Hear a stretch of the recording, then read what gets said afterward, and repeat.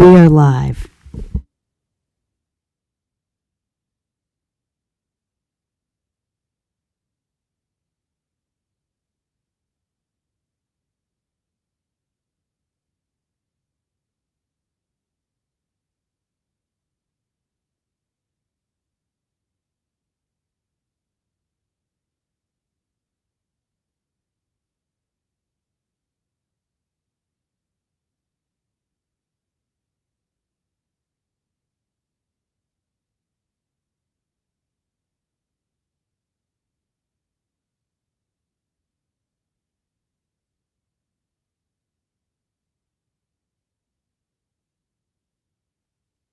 Ms. Hoskins, Present. Dr. Weddington, Dr. Griffin, Present. Mr. Smith,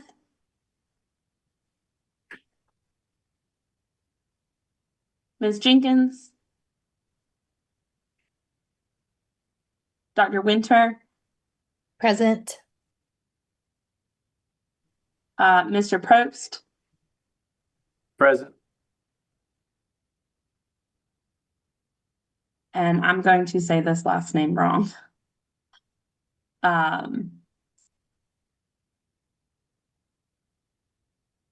Dr. Stanton. It's Stein, present. Okay, thank you. Sorry. We have quorum. Thank you. Good afternoon, ladies and gentlemen, and welcome commission members, advisors, staff, online visitors, and online listeners to the October 16th, 2025 monthly meeting of the North Carolina Professional Educator Preparation and Standards Commission. This Standards Commission develops and recommends to the State Board of Education rules related to all aspects of educator preparation, licensure, continuing education, and professional standards of North Carolina educators. I am Ann Bullock, Chair of the Professional Educator Preparation and Standards Commission, and I call this meeting to order. Our agenda and materials are available online through the DPI website, www.northcarolinapublicschools.org, or the quote SBE meetings unquote link. The meeting is also audio streamed through a link located at the bottom of the eBoard agenda. I will now read the ethics statement that is required of us.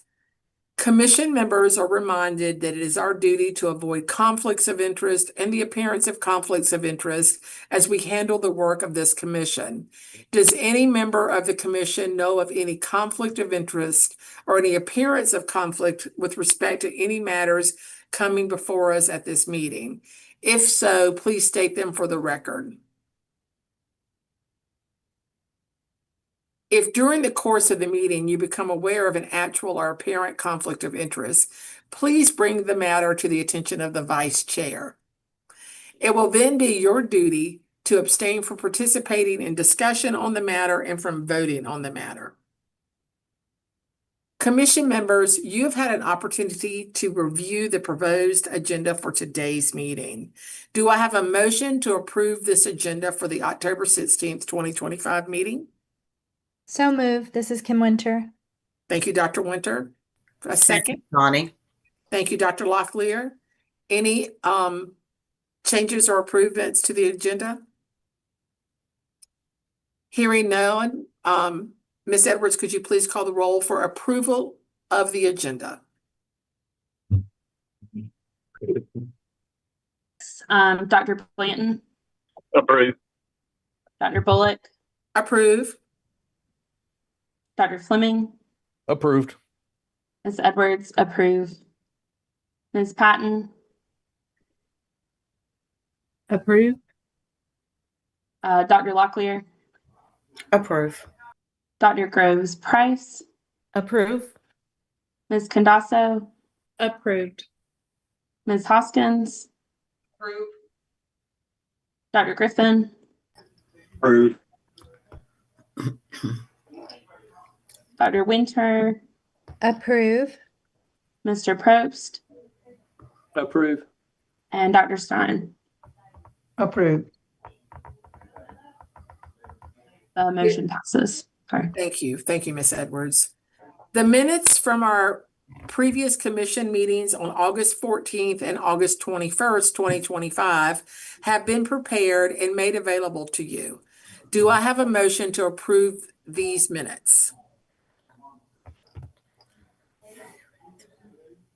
So moved, Chris. Thank you, Chris. I'm sorry, someone else had a second. I'm sorry, I don't know who it was. Second, Bill. Right, it's Alexandra. Okay, thank you. Thank you, Alexandra. We have a motion and a second. Any updates or corrections to the minutes? Hearing none, Ms. Edwards, could you please call for the vote of the approval of the minutes from August 14th and August 21st, 2025? Yes. Dr. Blanton, Approved. Dr. Bullock, Approved. Dr. Fleming, Approved. Ms. Edwards, approve. Ms. Patton, Approve. Dr. Locklear, Approve. Dr. Groves Price, Approve. Ms. Candasso, Approved. Dr. Griffin, Approved. Dr. Winter, Approve. Mr. Probst, Approved. and Dr. Stein. Approve. The motion passes. Very good. Thank you very much. The link for the meeting, the link for the September and October State Board of Education meetings were sent to you prior to this meeting. The recording is bookmarked at the presentations for the Educator Standards and Practices Committee called ESMP, which is the committee that handles the work of Pepsi. If anyone has any questions, please let Dr. Evans know and we will follow up during the November Pepsi meeting. So we will now begin with our first official discussion item, which will be presented by Dr. Kim Evans, and it is the Pepsi Annual Report for 2024-2025. Dr. Evans. Thank you, Chair Bullock. I'm going to just give a brief overview of the annual report that was sent to all of you earlier today. So the review period for the annual report is September 1st, 2024 to August 31st, 2025.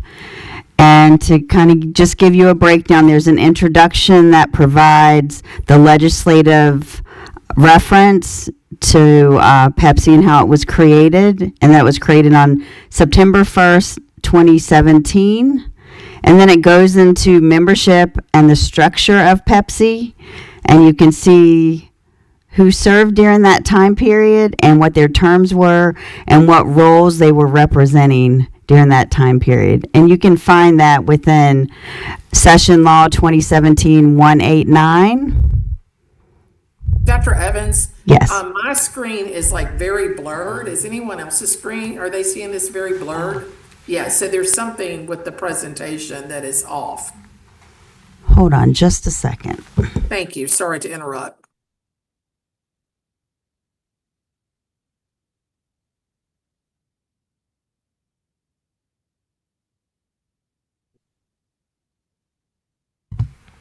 So Dr. Bullock, Dr. Evans is checking with our technology folks, but it's showing clearly inside the boardroom. But we recognize that there's an issue externally, so we'll see what we can find out. Jordan. Thank you. Thank you so much.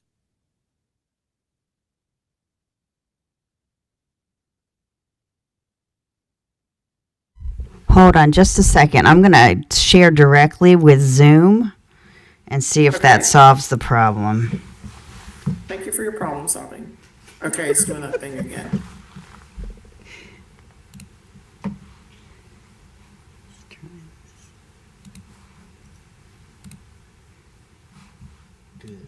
Did that help? That's great. Excellent. Excellent. And there's a brief mention about our subcommittees, and that'll go right into our meetings and commission activities. and it talks about where the meetings are held as far as the live streaming, and that it's also a hybrid option as well, and what quorum consists of. And then we go into the policy and statute guide, and this gives an overview of Pepsi's work, so all of your work, and what statute or policy it was relevant to, what the outcomes were, the agenda item itself, and the issues that it dealt with. And so for these meetings that I have listed down below that correspond with this work in the chart, there's 16 meetings, and you'll notice that each meeting has a setup of the date, the type of meeting, the link to the meeting agenda, and then all the work of the meeting. And you can see in parentheses what the outcome was for that particular meeting, as well as you can see that within the matrix itself, the chart up above it, so for the policies and the statutes. And as all of you know, this work either came from the legislative duties of Pepsi, change in statute, updating policies, a request by the state board, or testing updates.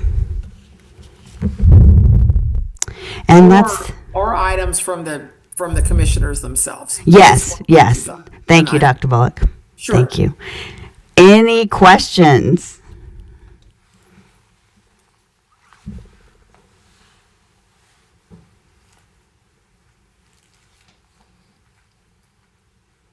I just want to say that I like the list. I don't have any questions, but I want to compliment this 1 through 16 list of what topics were handled during which meetings. It just provides a nice summary of all the work that the commissioners have been doing over the last year. So thanks to the commissioners for all the work that has been done. I think this is a very nice, in my opinion, a very nice summary and a way to clearly see the impact of Pepsi and the work that's done. Thank you. Does anyone have any questions? No. Very good. All right, so do I have it? So this report comes to us. It's our report, and this report goes forward to the State Board of Education. So could I have a motion to recommend the Pepsi Annual Report for 2024-2025 to be sent to the State Board of Education? I'll make a motion. Connie Second. Locklear. Thank you, Dr. Locklear. Do we have a second? Kim Winter. Thank you, Dr. Winter. Any corrections, additions, deletions from the report that anyone can see? Hearing none, Ms. Edwards, could we please call for the vote to send this report to the State Board of Education?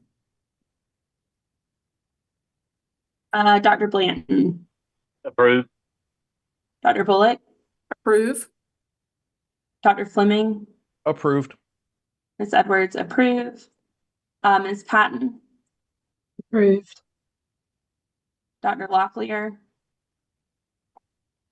Approve. Dr. Groves Price, Approve. Ms. Candasso, Approve. Ms. Hoskins, Approve. Dr. Griffin, Approve. Dr. Winter, Approve. Mr. Probst, Approve. and Dr. Stein. Approved. The motion passes. Thank you all. Okay, next we have the bulk of what we're going to do today, which are the licensure rules and policies. This is a discussion only item today, so I will now turn it over to Dr. Tomberland to see how concisely he can present this plethora of information that we have in front of us. Dr. Tomberland. Thank you, Dr. Bullock. I am Tom Tomberlin, Senior Director of Educator Preparation, Licensure, and Performance here at DPI. And I will endeavor to do this as concisely as possible. So earlier in the month, you all received what can only be described as a plethora of licensure policies and rules. I understand that this might have been somewhat overwhelming as you approach this. Lots of strike-throughs and lots of new language.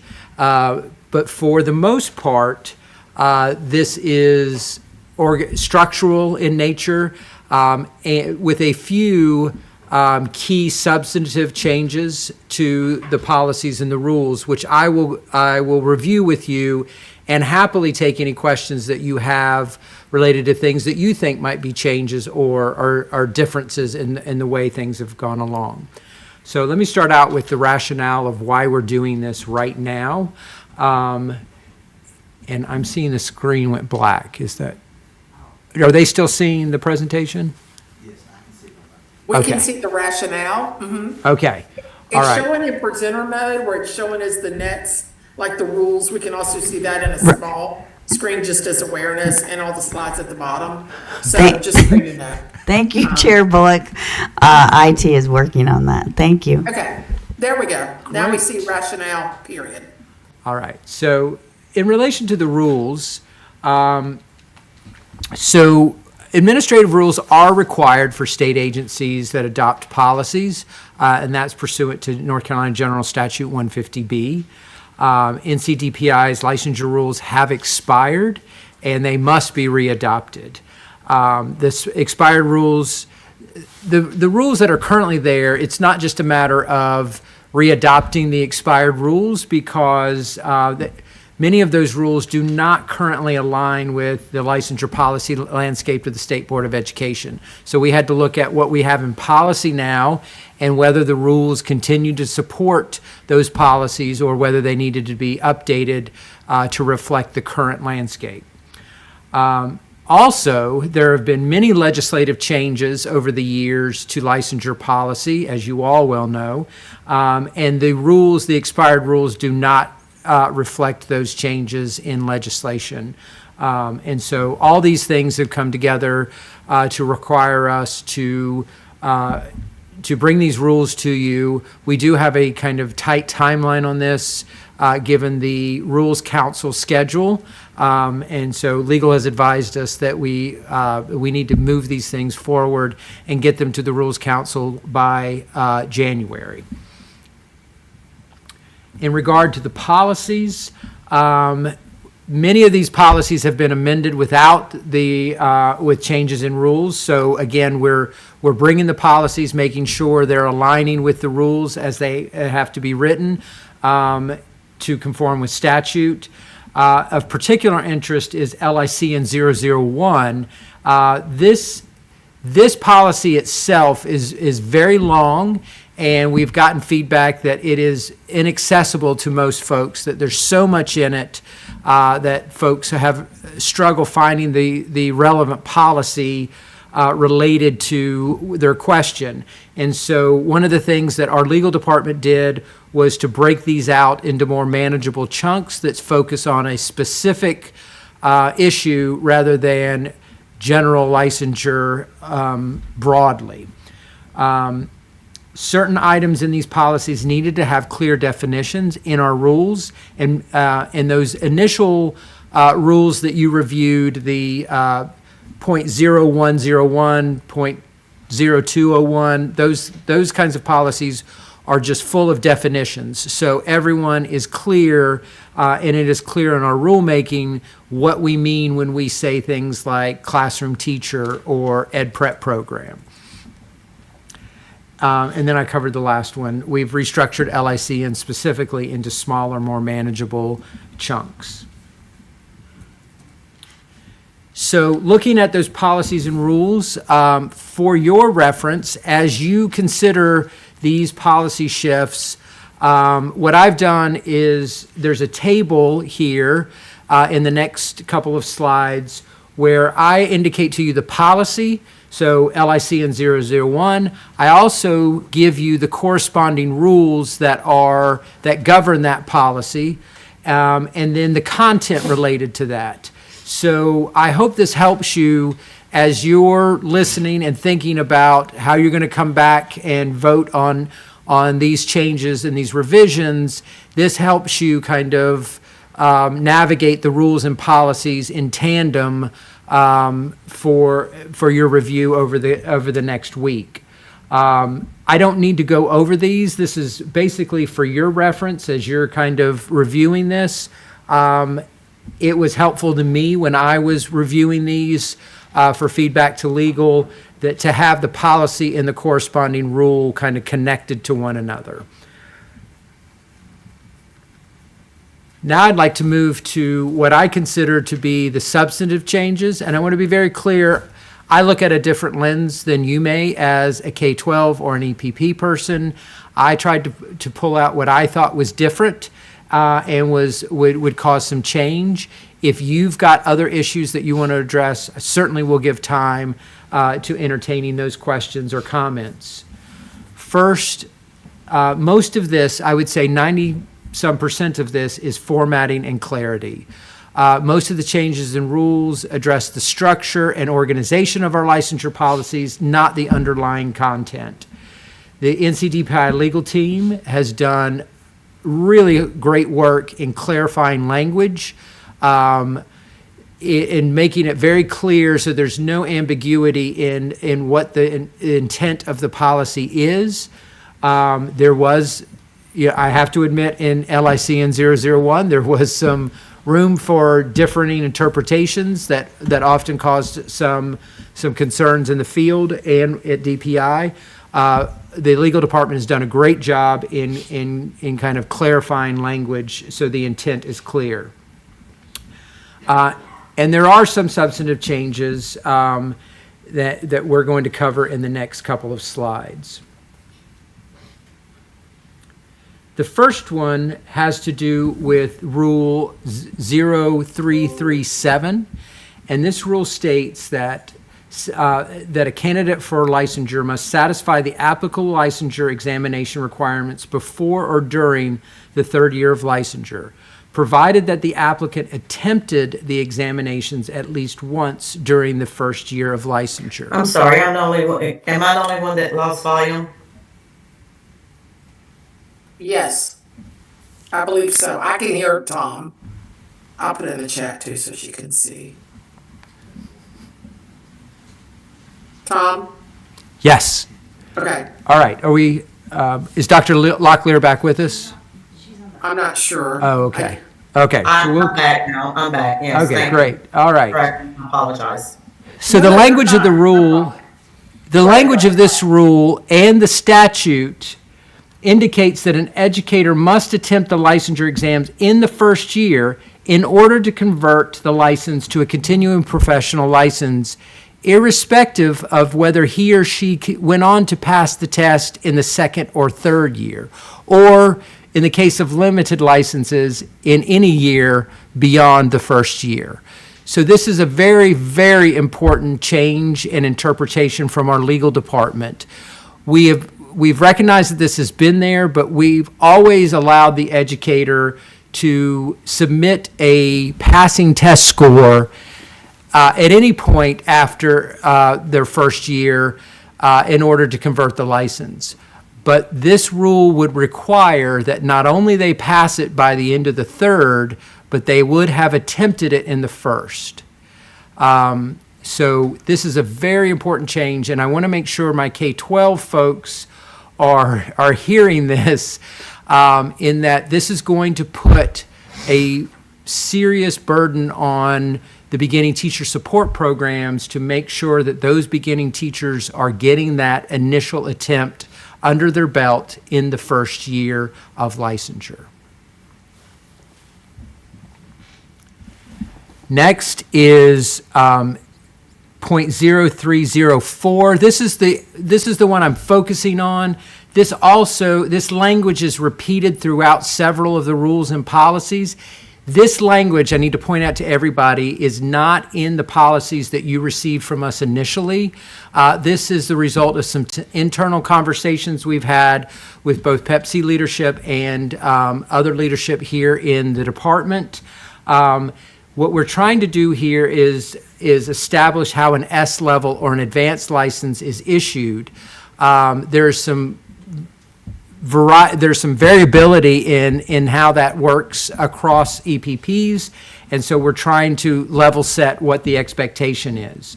So in order to qualify for an S-level license, the applicant must either hold a master's level license and complete an advanced certification program approved by the institution's academic administration, which governs graduate programs and is documented on the official transcript. So if you're offering a certificate at your EPP, someone comes to you with an M-level license and wants to advance to an S-level license, your certificate program and the corresponding S-level license recommendation has to be the result of a program that has been approved, a certificate program that has been approved by your academic administration. Heretofore, we've basically let folks just say this is our program, and so what DPI needs is recommending is that the institutions are approving those certificate or programs, and not just DPI saying yes, that's sufficient. The alternative is that you can actually have, and some of our EPPs in the state offer a formal EDS degree. If it's a EDS degree, then we will approve that as a condition for the S-level license. And the distinction there is that your EDS programs are approved as a matter of rule by your governing institution.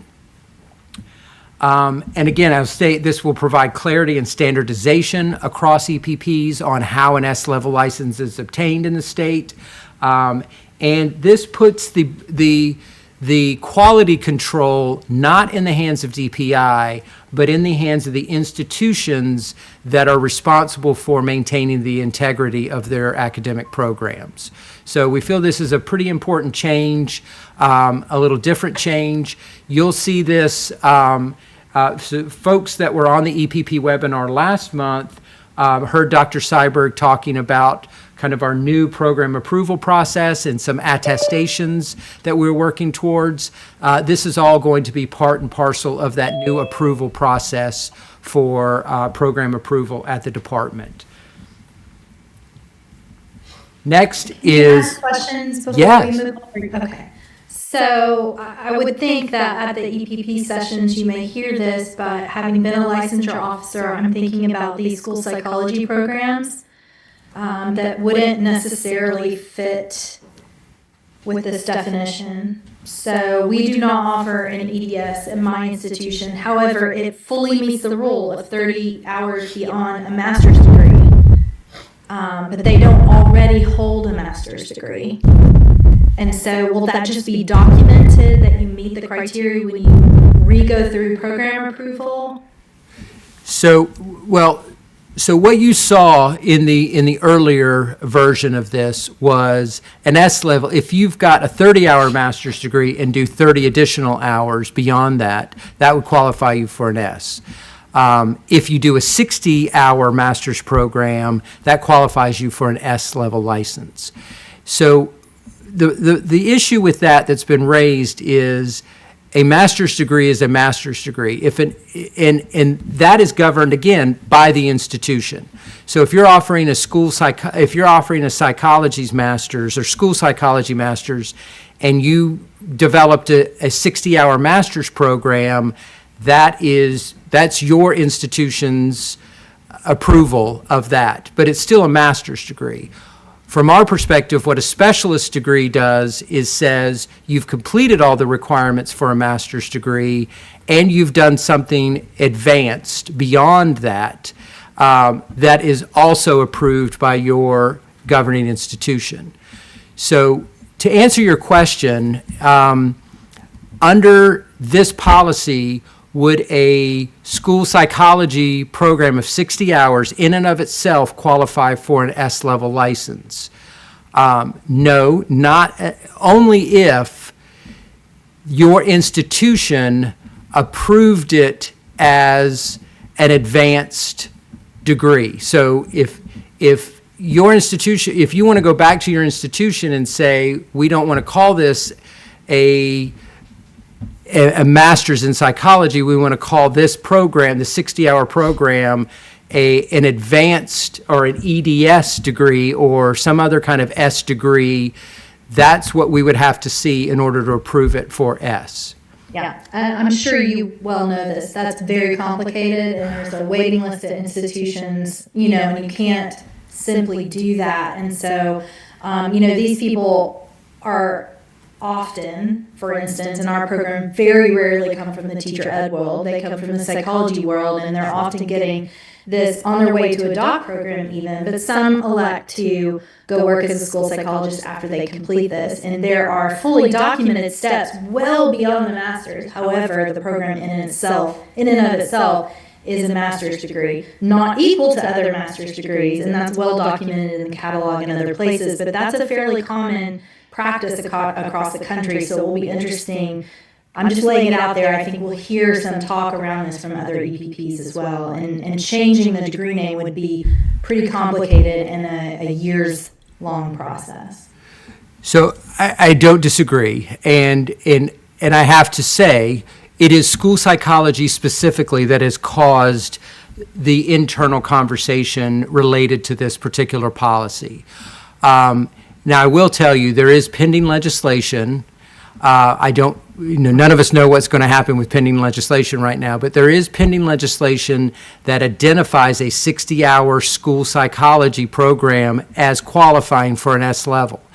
Of course, if that legislation passes, that trumps our rule or policy, and you would have a very clear path there to issuing the S license. We know that that's pending out there. That's been done with some hard work for school psychology folks over the liaisons that you folks have over at the General Assembly. So we recognize it's out there,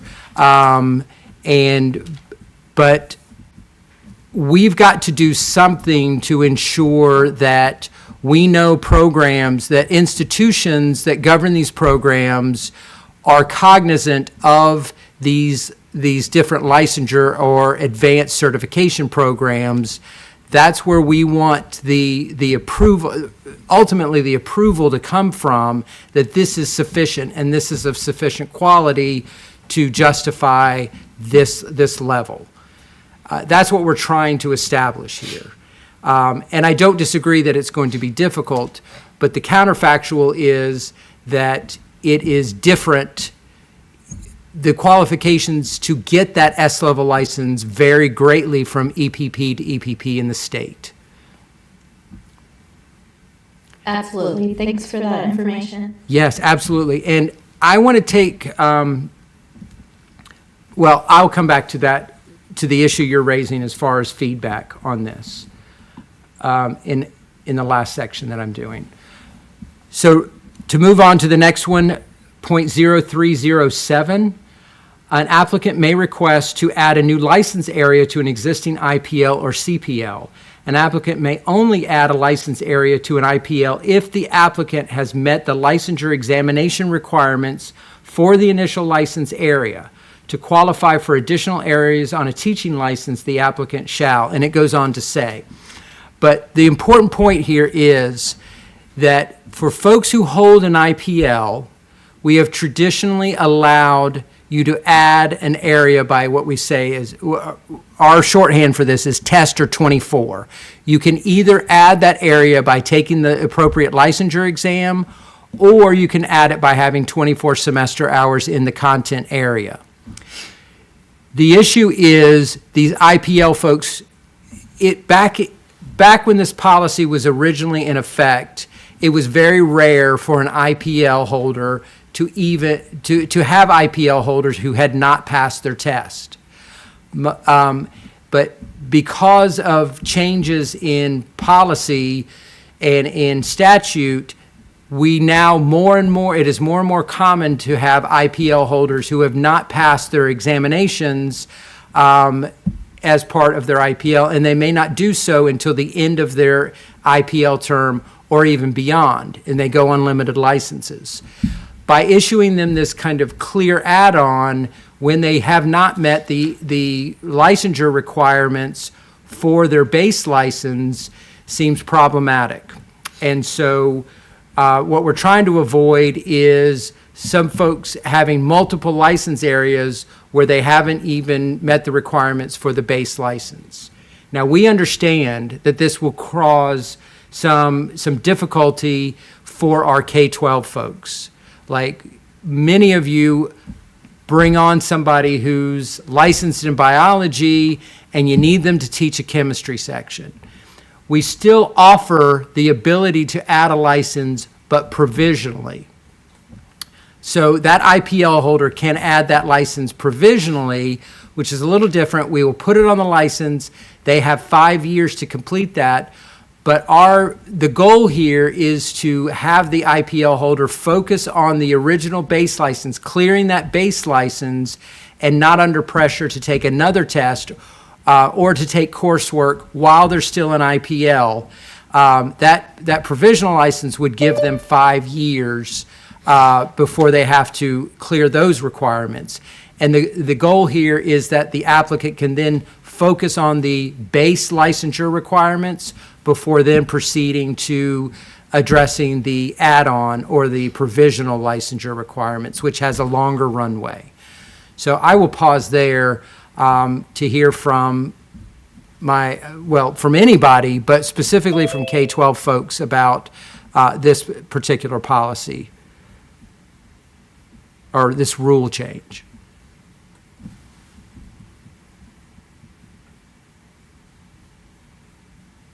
All right. Hearing none. Communication to the field. So DPI understands that this is a big change for the field. And so we have, what we would like to share with Pepsi is how we propose to communicate this to our constituents and your constituents over the next few days. So we routinely communicate these changes in our human capital webinar for K-12 folks and in our EPP webinars for deans and other folks in EPPs.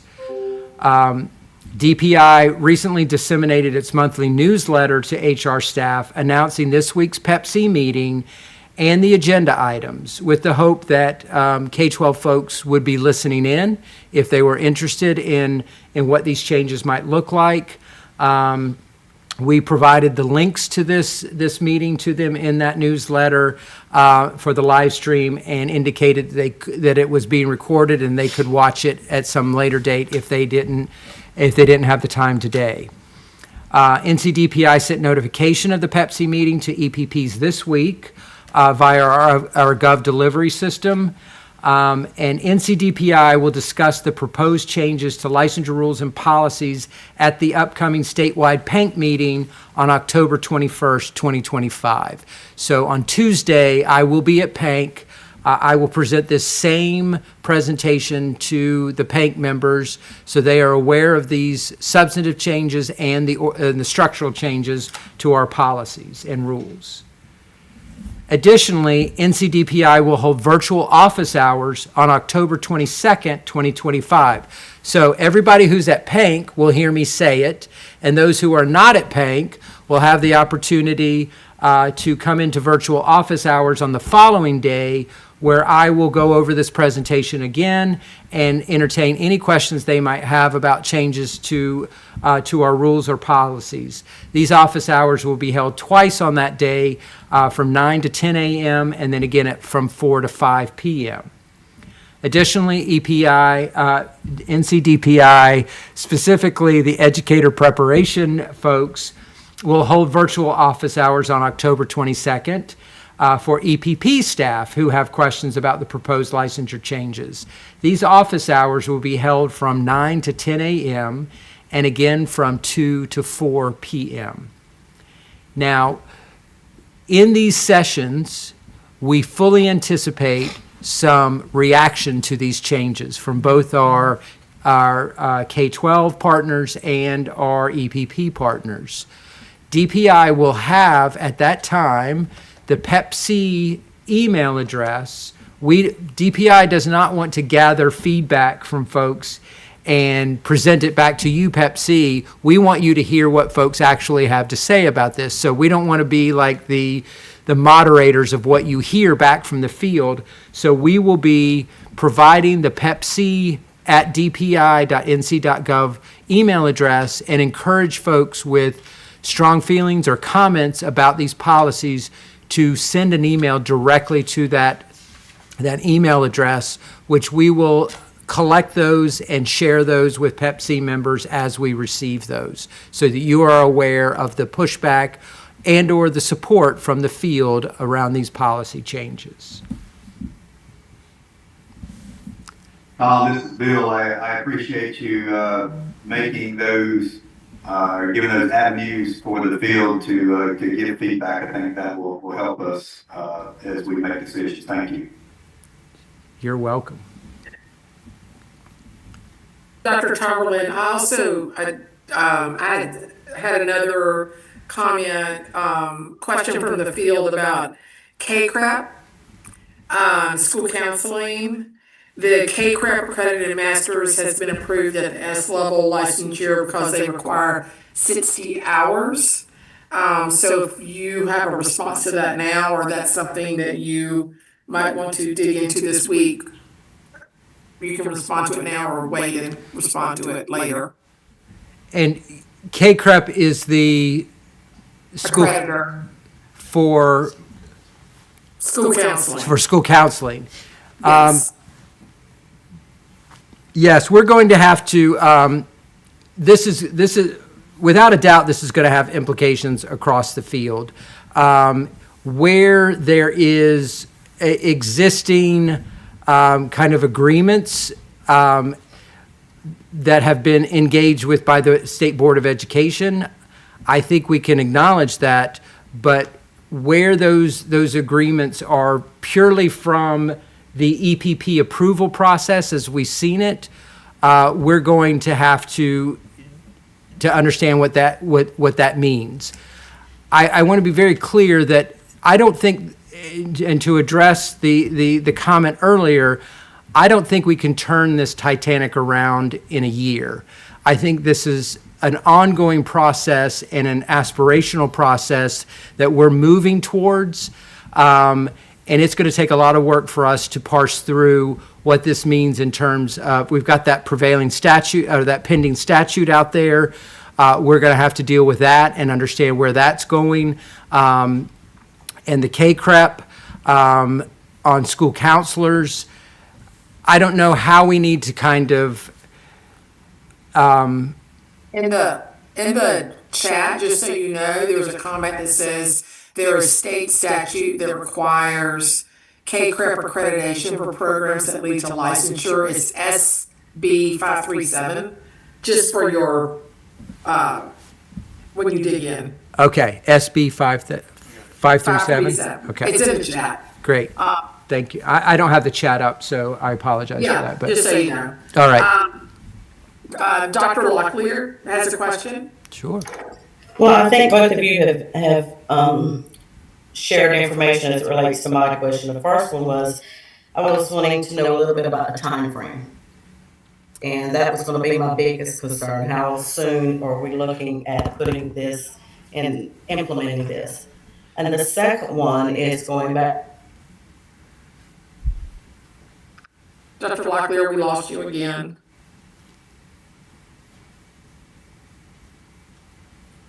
So while she's reconnecting, I will address the question that she raised. So the schedule for this. So I think there's going to be a lot of conversation and a lot of concerns. And you did answer one of my other questions, because I'm just concerned about so much that's happening in education now, and making sure that everybody's fully aware. I wouldn't want someone to come up and say, well, I didn't know I had to take it the first year. Somebody didn't tell me. So I just think that we're going to have some time to implement this fully, and ensuring that everybody has time and not just one virtual meeting. I think there should be multiple virtual meetings. Certainly. And so, again, going back to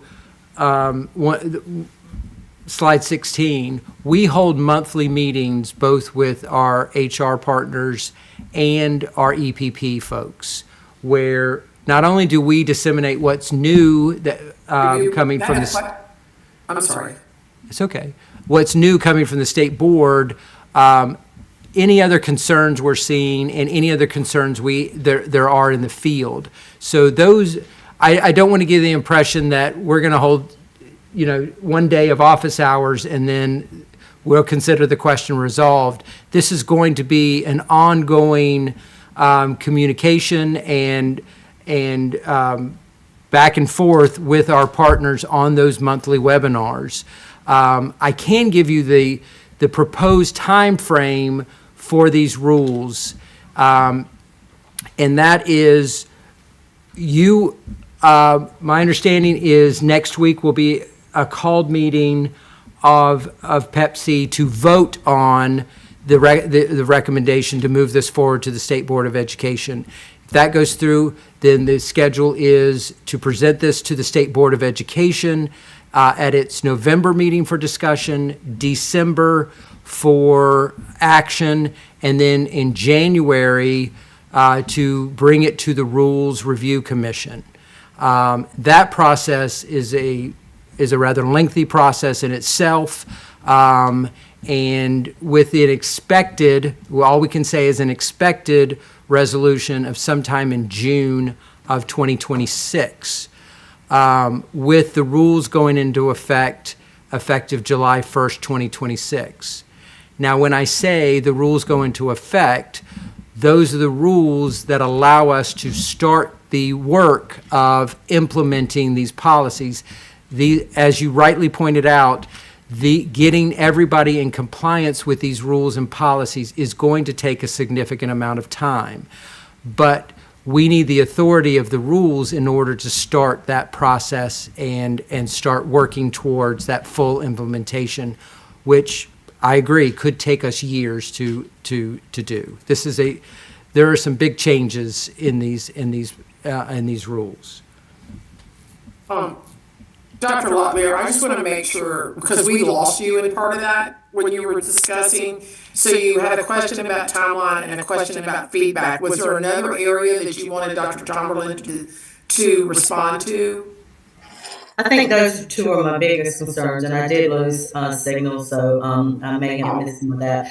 I just want to make sure that we're doing everything possible to ensure that everyone in the field is truly aware of what's happening and have consistency across all disciplines, across all license areas. Yes, exactly. So I do have to say that in terms of, I hear what you're saying, Dr. Locklear, in terms of everybody. And when I hear everybody, I'm interpreting that from you to mean every teacher, every student enrolled in an ed prep program. Our communication does not extend beyond the leaders with whom we engage with at both PSUs and EPPs. So it is very clear to me that communication strategy has to go beyond our webinars and our discussion with the leaders and permeate down to the individuals enrolled in ed prep classes and the teachers employed in our North Carolina public schools. And we will do everything we can to assist with that, but that extends beyond our reach.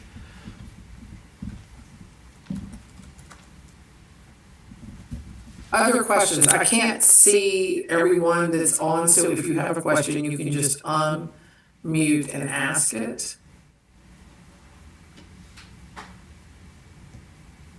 There is also a conversation in the chat related to KCREP, which is the question that, and it talks about SB 279, which is a law requiring applicants for professional counseling licensures to have a master's degree from a program accredited by the Council for Accreditation of Counseling and Related Educational Programs, which is KCREP, for after July 1st, 2022. So Mr. Collins is looking at that, and Dr. Winter was providing information related to that. Great. So that's something else to dig into a little bit. Okay. Anyone else? This is just a discussion item. So you all know, because I would call this a fire hose item. This is like drinking from a fire hose when we look at this item, because it is a ton of things. Some of it really makes it nice, broken out, multiple paragraphs of policies broken out, which I think is really good. The S license is an area that causes questions, and there may be a few others. I would highly recommend that you ask your colleagues to attend these open office hours, and if they cannot, to write questions into the feedback so that we can be sure that we are doing our due diligence on these rules. Again, super important issue. Want to make sure the timeline has to do with having gotten them when we've received them, which was not last month, it was last week. And then from there, what the timeline is so that we don't have rules expire.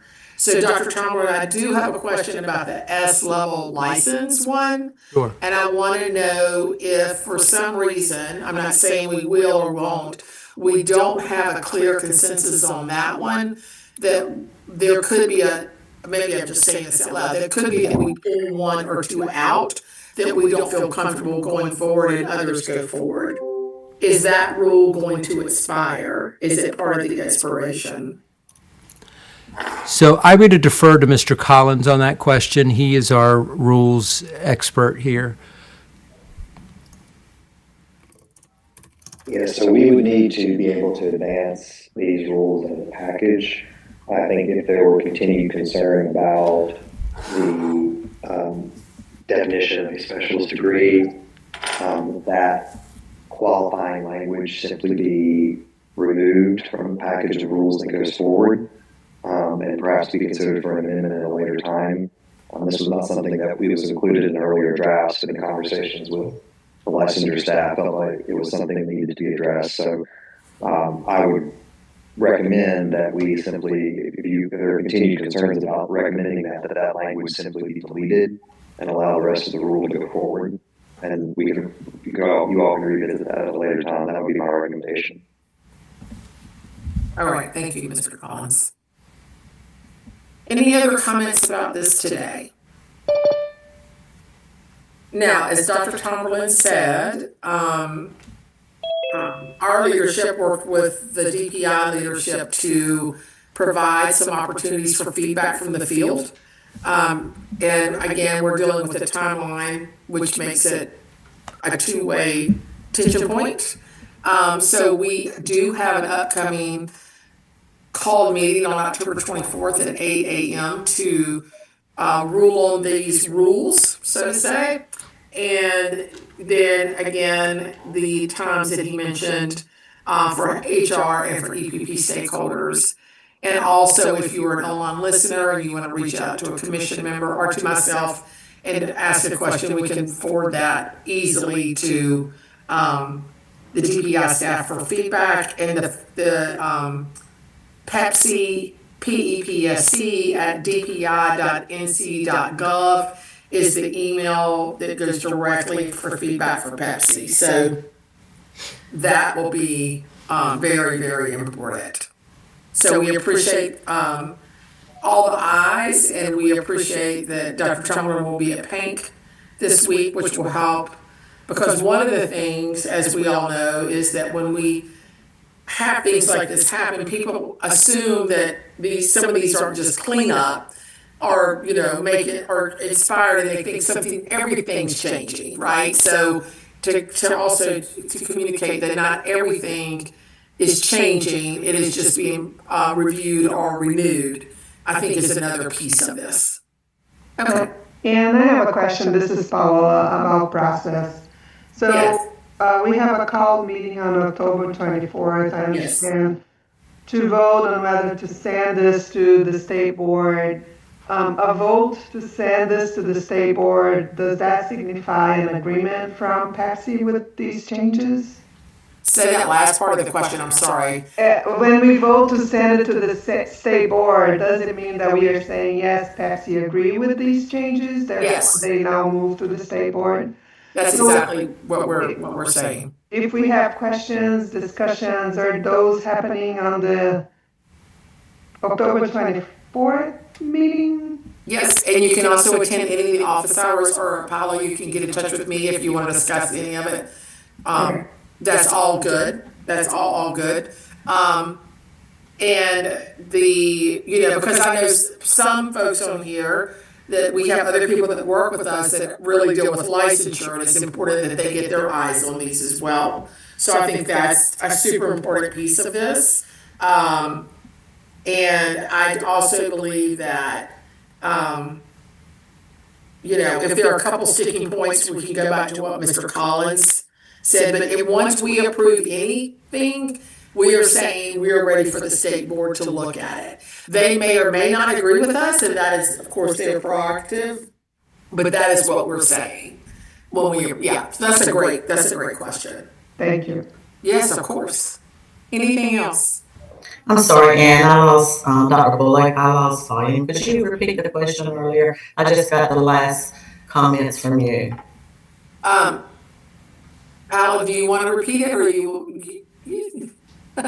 want it? Okay, if I don't do it right, let me know. The question was, when we vote on these on October 24th, are we saying that we agree with these rules? And the answer, if we agree with these rules to send to the state board, and the answer was yes. That if we vote on the 24th and say, and it's affirmative, and I'm not saying that it is, but if it is, then we're saying these rules are ready to go forward to the state board. But when they get to the state board, it's up to the state board to determine if they agree with the rules or not to send them forward. Thank you. Yeah. Yes, of course. All right. All right. Chair Bullock, I just have one thing to add about the feedback. Yes. That Okay. the due date is October 22nd at close of business. Okay, great. That's perfect for people to know. And there are 2 office hours, that's the day of office hours. And then, Dr. Evans, we will receive those at the close of business on the 22nd. Receive the feedback. Well, that's when it would end, and then I would consolidate it and be able to send it out. But before that, if people send it to us before that, then I can consolidate and send to Pepsi members prior to. It depends on how quickly things come through the email address. Right. All right, so can we say that we would have it sent out by 9 a.m. on the 23rd, so people would have 23 hours? That will be my target time. Okay. And the email again, which is, thank you, the email again, which was someone's asking in the chat, is Pepsi, PEPSC, @dpi.nc.gov. And I'll write it in the chat as well, just so people have it. Thank you, Dr. Evans. Very good, you beat me to it. All right, we have 2 more items, because there's no vote on this. Thank you, Dr. Tomberlin. Is there anything else you want to say before I just skip forward? No, ma'am. I'm good. Thank you. All right, we appreciate that. All right. So, one is you have been sent the Pepsi bylaws. I would like to have a little ad hoc committee look at these, maybe 3 people. One of the things that is, and Pepsi bylaws were created, several years ago when, and so now it's time to look at these again. And one of the things that is in here that is out of sync with how people are appointed to Pepsi is the election of officers. So in here it says officers will be elected in March. And people are not appointed and don't begin until September if there's a September meeting. Now, you have to be on Pepsi for 1 year to be eligible, according to our bylaws at this point, eligible for a leadership position in Pepsi, but it doesn't, the timing of March doesn't seem to be appropriate with the timing of appointment, if that makes sense. And then there may be other things that this small ad hoc subcommittee might want to look at. I think my guesstimate is the ad hoc committee will meet once, maybe twice, not a big piece. So anyone can be on this. So I would like to take, I would like to open the floor for volunteers versus being voluntold. So do we have volunteers that love to look at bylaws and would like to prepare, come back with some recommendations for the entire Pepsi Commission? I know you're all busy, but we need some volunteers. You can unmute and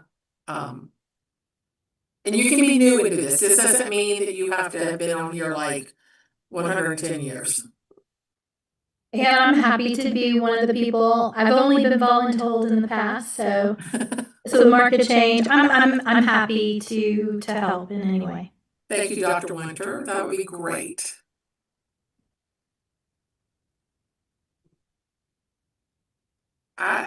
Mr. Probst, would you consider doing this with our? I'd be happy to. Yeah, I think just your background, that would be great. Okay.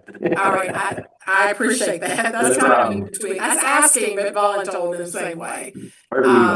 Yeah, and I really don't think this is a heavy lift, and if it is, I'm naive. I'll be quiet again, so my third and final volunteer can volunteer themselves.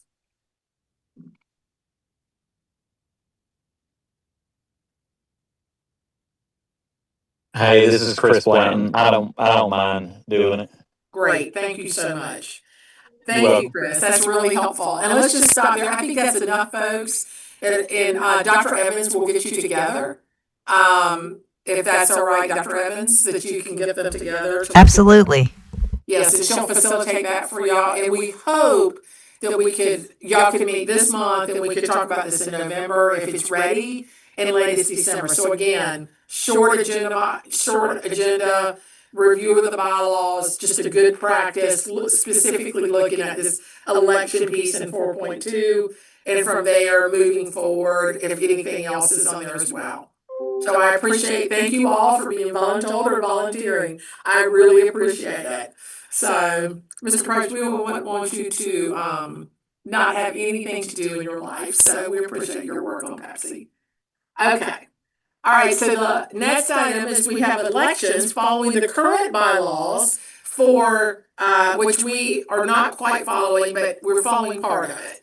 So Dr. Bill Griffin and myself were both elected 2 years ago at the beginning of the term. And so this marks the 2-year term for the vice chair, and I believe also for Ms. Edwards as secretary. Am I correct on that, Ms. Edwards? I believe you were also elected with us. Yes, thank you. So it says that in the bylaws, it says that these positions should be elected during the odd number of years in March, but again, that does not match our when we start and when we end and such things. So based on their term dates, we're going to do an election today. So first, I'll take nominations for vice chair. We have one nomination, which is Dr. Bill Griffin, but the floor is open if other people would like to make a nomination or nominate themselves.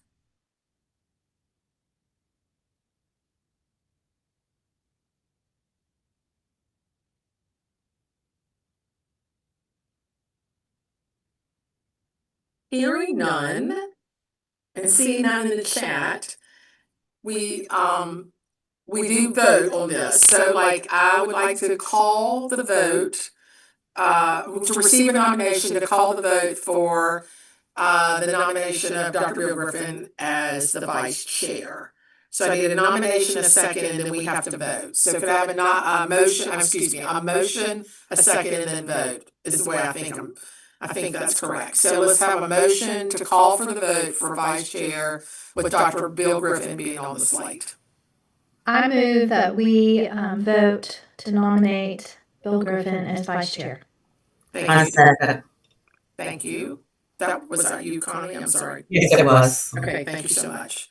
All right, any questions or discussion? Hearing none, Ms. Edwards, would you please call the roll for the election for vice chair with the nomination of Dr. Bill Griffin? Dr. Blanton, Aye. Dr. Bullock, Aye. Dr. Fleming, Aye. Ms. Edwards, aye. Ms. Patton, Aye. Dr. Locklear, Aye. Dr. Groves Price, Aye. Ms. Candasso, Aye. Ms. Hoskins, I think she's not here. Dr. Griffin, I abstain. Dr. Winter, Aye. and Mr. Probst, Aye. and Dr. Stein. Aye. I don't know the correct wording for this, but Dr. Bill Griffin has won the election for vice chair. Congratulations, Dr. Griffin. I love working with you, so this has been wonderful. We look forward Great job, to both. I appreciate that. And I Yes, appreciate the confidence in this committee. Thank you for that. yes. Thank you, commissioners. So the next election is for the position of what we call secretary. Ms. Madison Edwards has done an excellent job. She has also been nominated to renew her term for secretary, but I open the floor for other nominations.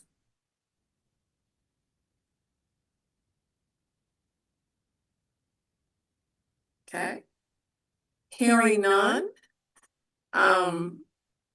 Could I have a motion to vote for Ms. Madison Edwards to be nominated for secretary? So moved, Bill. Thank you, Dr. Griffin. Second, Aaron Fleming. Thank you, Dr. Fleming. Any questions? Ms. Edwards, just because I don't want you to feel, I'll have Dr. Evans call the roll. Does that sound great?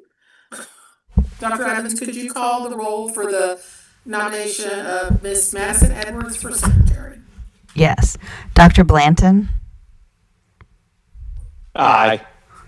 Dr. Bullock, Aye. Dr. Fleming, Aye. Miss Edwards, Abstain. Miss Patton, Aye. Dr. Locklear, Aye. Dr. Groves Price, Aye. Miss Candasso, Aye.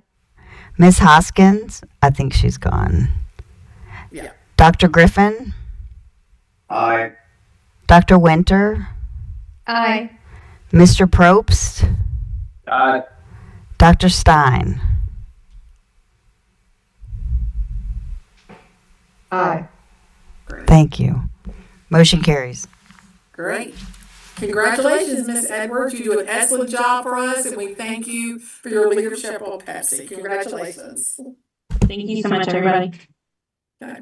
All right. Now for a couple of announcements around from myself as chairperson. So we have standing committees every year. So I'm going to announce the members of the standing committees.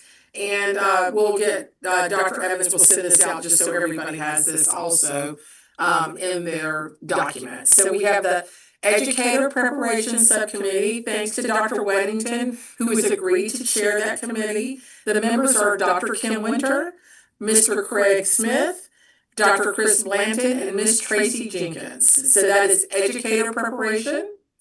The second standing committee that we have is Licensure Subcommittee.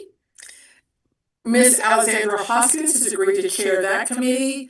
We have Ms. Rachel Candasso, sorry if I didn't say that right, Mr. Blair Probst, Ms. Shannon Patton, and Dr. Paula Groves Price on the Licensure Subcommittee.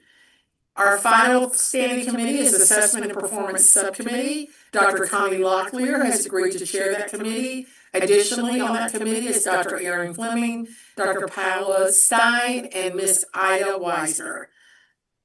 So thank you all for being on a standing committee. For the new members, we don't necessarily use our standing committees every month or every other month. It just depends on what we have that's on our agenda. And we send things out to them. And sometimes, as you noticed today, we also have ad hoc committees for short items if they don't fit properly into a subcommittee title. Lastly, we've introduced these two individuals before, but I would like to officially welcome the two new members of Pepsi, Dr. Paula Stein. Dr. Stein is the Dean of the College of Education at North Carolina State University, produces excellent teachers, administrators, and other professionals for the field. So welcome, Dr. Stein. Thank you for joining us and for being on Pepsi. I know you will make great contributions. And the second is Dr. Paula Groves Price. Dr. Price is the Dean of the College of Education at North Carolina Agricultural and Technical State University, commonly called North Carolina A&T. Dr. Price is an excellent colleague, and I'm very excited about having her on here as well. I think they will both make great contributions. They are here as representations of the public EPPs.